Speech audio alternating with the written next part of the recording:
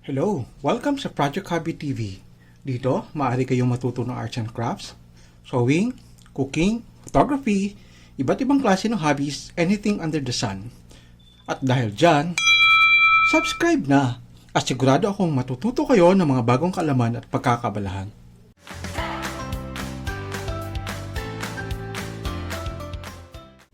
Bago tayo mag-proceed sa pinaka-main topic natin, which is ayaw mag-pick up ng sinulid, saka ayaw magtahi mismo ng ating So Simple Sewing Machine.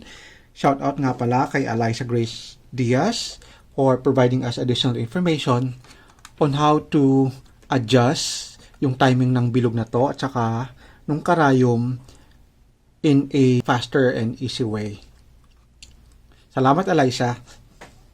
Jumping into the main topic ng video na to, binuksan ko ulit yung ating So Simple Sewing Machine dahil marami pa rin questions regarding ayaw magtahi ng So Simple Sewing Machine at saka ayaw mag-pick up ng sinulid. Rather than directing yung mga nagtatanong doon sa part 2, 3, and 4 ng ating So Simple Sewing Machine troubleshooting, nabuti kong gumawa na lang ng isang video na would cover everything. Yung primary reason kung bakit ayaw mag-pick up ng sinulid at ayaw magtahi ng ating So Simple Sewing Machine has something to do with yung timing nitong bilog at saka ng ating karayom. So, papakita na natin yung timing niya. So, iikot yan. Pag akyat ng karayom, dapat yung matulis na part ng bilog na to, tatiming siya doon sa butas. Kasi, just imagine, nandun yung sinulid. Tapos, dadaan yung matulis doon, kukunin niya yan, iaangat niya, tapos iikot niya sa babin ng paganon. Ganon dapat yung timing nung bilog at saka nung karayo. Kung gusto niyo makita yung actual na pag-pick up ng matulis na to ng sinulid na nandun sa karayo, i-check niyo yung troubleshooting video natin, part 3 and 4. Nandun yon. Ngayon, kapag ganun ang nangyari, na hindi nagtatahi, ayaw mag-pick up ng ating sinulid, ang gagawin lang natin, syempre bubuksan natin yung ating So Simple Sewing Machine. Lahat ng tornilyo na nasa likod, doon natatanggal lahat. Alright? Ingat lang po, dapat pagbubukas tayo ng So Simple Sewing Machine, lahat ng tornilyo, pwede nating ilagay dito para hindi mawala. And then, as I mentioned sa previous video, bago tayo magbukas, tandaan natin ito. Kasi doon sa previous video ko, nagkamali ako, hindi ko natandaan. Ngayon, ito natandaan ko. Number 2 ito sa stitch dial natin. Alright? Kasi otherwise, i-decipher nyo pa kung anong number ng stitch yung dapat na maibalik. Kasi baka maya nagkamali kayo, number 12 or number zigzag pala, tapos yung tamang nakaset sa pananahin natin is straight line. So, yun lang para maiwasan natin yung confusion at saka masakto natin kung anong dapat number na nandito. Now, going back, pag nabuksan na natin, check natin yung timing nitong bilog at saka nung karayom. Ngayon, pag hindi na timing, obviously, kasi hindi nga nagtatahi, hindi nga nakakapag-pick up ng sinulid, merong tornilyo dito sa ibaba, sa ilalim nitong bilog na to. So, ang gagawin natin, iluluzen lang natin ito. Ayan. And then, i-adjust natin yung kanilang timing. Pipihitin natin ito in such a way na mag-sync na sila. Ganun dapat yung synchronization nila. Tuturo yung matulis dun sa butas ng karayom kapag aakyat na yung karayom. Alright? Hindi yung pababa. Hindi ganon. Kung hindi paakyat ng karayom. Ganon. Yaman lang din naman at nabuksan natin yung ating So Simple Sewing Machine. May mga issue na tumatama yung karayom doon sa ating bobbin case. Ang reason niyan, hindi na-lock ito ng maayos at umiikot siyang paganon. Ngayon, saan natin yun aayusin? Sa previous video, napakita natin.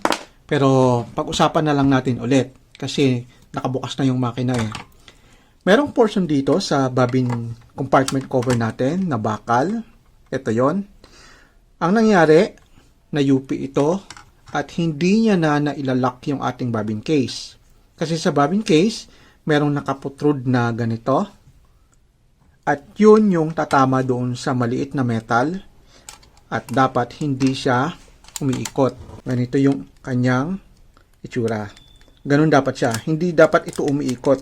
Pag nayupi ito, siyempre ayusin nyo lang. Itong metal na to.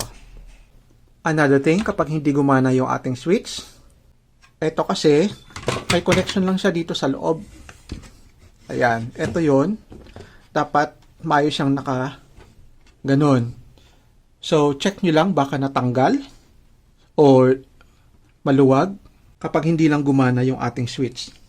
Ngayon, kapag sinaksak nyo yung adapter, tapos hindi pa rin gumana yung switch, hindi pa rin gumana yung foot pedal, something is wrong talaga sa makina in terms of electrical. Unfortunately guys, hindi tayo knowledgeable pagdating doon. To be honest. Ngayon, pagkatanggap ninyo ng makina, as I've been advising sa mga previous vlog natin o sa mga previous video natin, na pagkatanggap ninyo ng makina, mag-technical check kayo. Ngayon, kung may mga diferensya talaga, huwag nyo munang buksan. Tawagan nyo yung inyong seller, i-report nyo sa kanila, baka pwede nyo pang palitan. Kasi it's our right na makatanggap ng hindi defective na product. Regardless kung anumang product yan. So, sa Shopee, sa Lazada, I think sa Lazada, merong nakalagay doon na 7-day return warranty or something. Isa pa, meron daw na ayaw pumihit nitong wheel. Sa tingin ko, this is just a theory. Siguro something doon sa mga nagko-connect nung tawag ba ito, parang screw niya. Baka may na-stuck or something. Pag pinaandar nyo, tapos hindi nagana, siguro hindi nagtataas baba ito. So, baka naputol ito sa loob.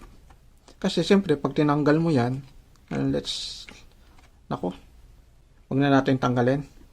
Baka masira pa ang makina ko. Basta yon. Pag hindi umiikot, ayaw gumana, baka naputol itong rubber na to.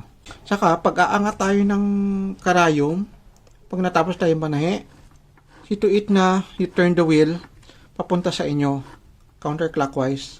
Ako, madalang ako mag-clockwise eh. Dapat counterclockwise. Ganon. Alright, so that's it muna for today guys.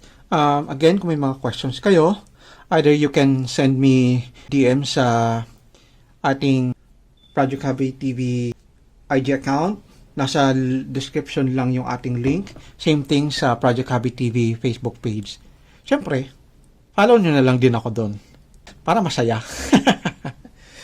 So, again, sana nakatulong ulit itong video sa mga issues natin sa So Simple Sewing Machine. Maraming salamat sa panonood. Huwag natin kalimutan bigyan ng malaking thumbs up ang ating video at i-share. Till next time, dito lang sa Project Hobby, your Hobby TV. Bye-bye!